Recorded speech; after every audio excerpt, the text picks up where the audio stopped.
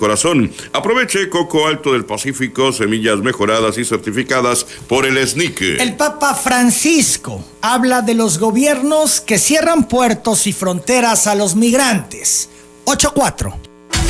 En directo, la periodista Valentina Alarraqui nos reporta en vivo desde el Vaticano. Valentina Alarraqui, corresponsal de telereportaje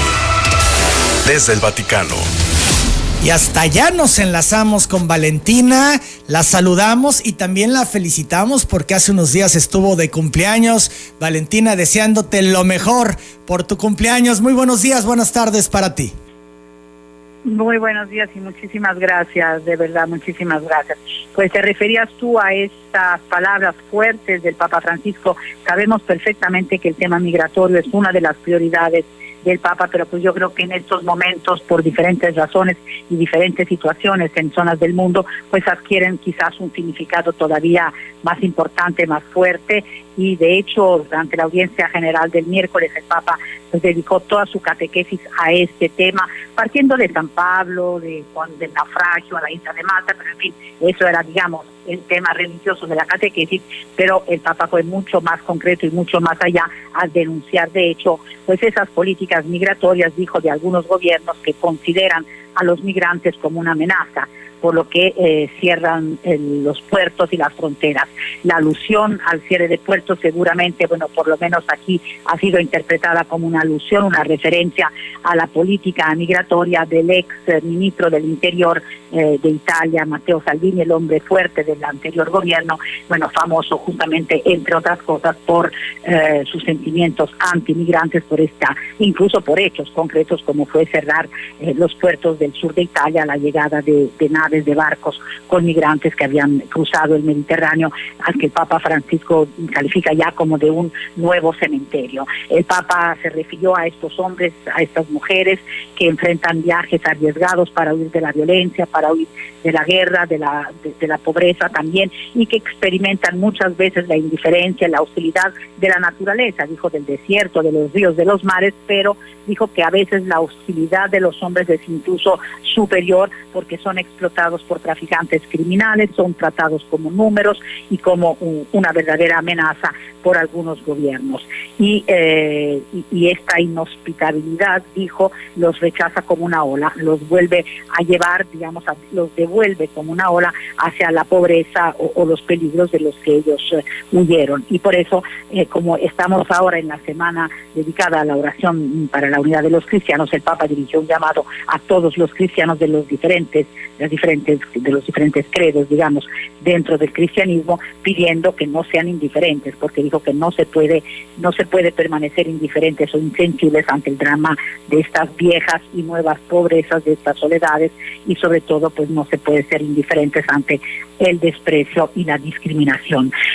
Por lo que se refiere a la actividad diplomática, digamos así, pasando a otro tema del Papa Francisco, pues hace apenas 3 horas el Papa mantuvo un encuentro aquí en el Vaticano con el vicepresidente de los Estados Unidos, Michael Pence. Fue una audiencia privada de 1 hora, lo doble del tiempo que le había concedido al presidente Trump. Eso lo notaron los vaticanistas, los observadores. Esa audiencia había tenido lugar en mayo de 2017 y obviamente pues fue un momento importante también porque ocurre pues horas después del inicio poco tiempo después del inicio del juicio político contra Trump en el Senado, y además porque mañana por la mañana el Papa va a recibir al presidente de Irak. Sabemos que Francisco tiene un fuerte deseo de visitar este país, incluso hay rumores de que podría hacerlo en la primera mitad de este año, y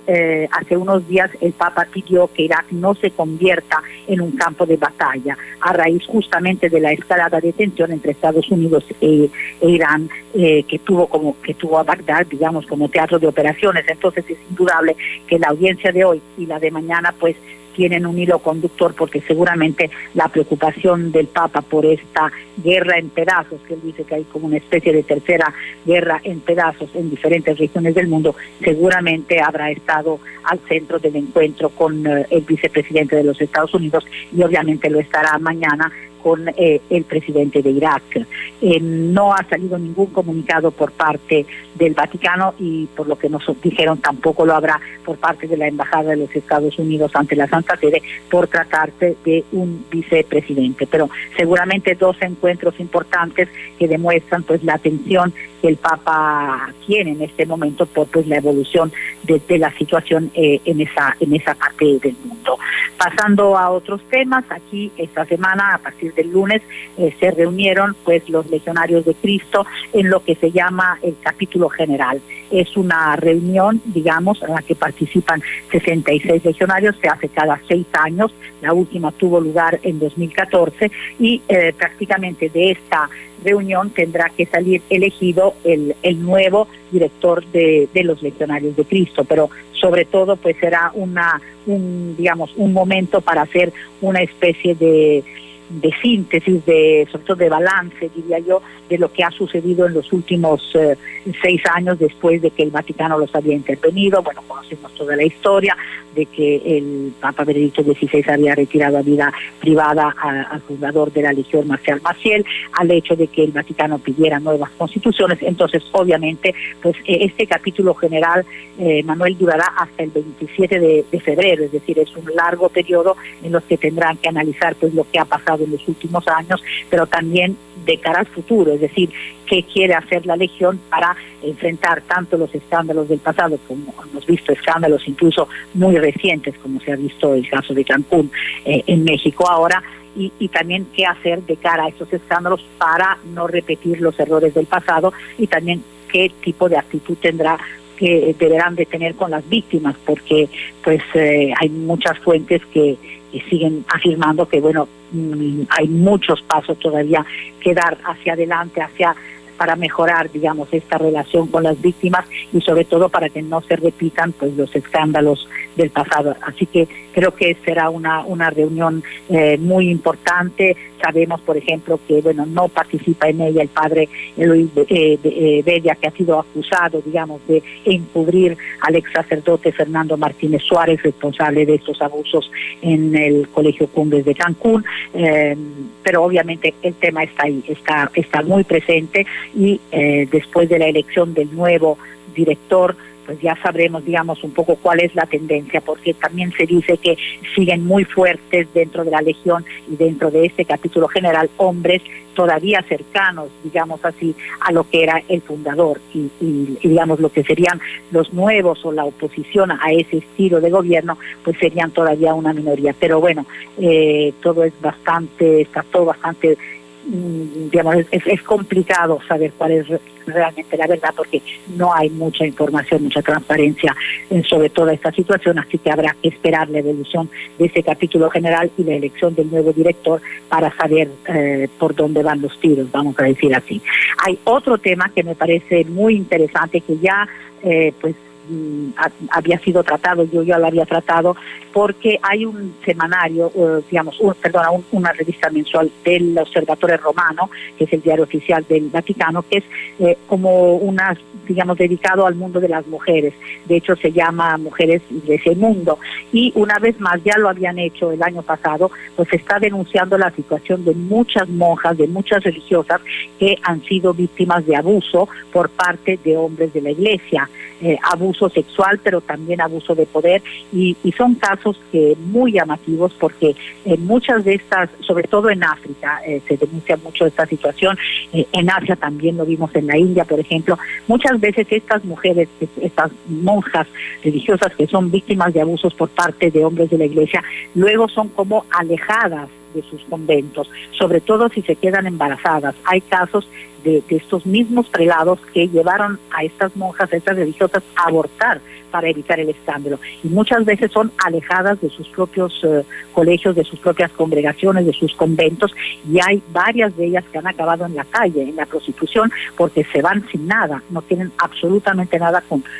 lo que se puedan mantener. Entonces el Vaticano ha decidido, el Vaticano y la Unión General Internacional de las Superioras de las Monjas han decidido abrir una comisión para estudiar toda esta situación, y también lo que es un poco el estrés a las que son sometidas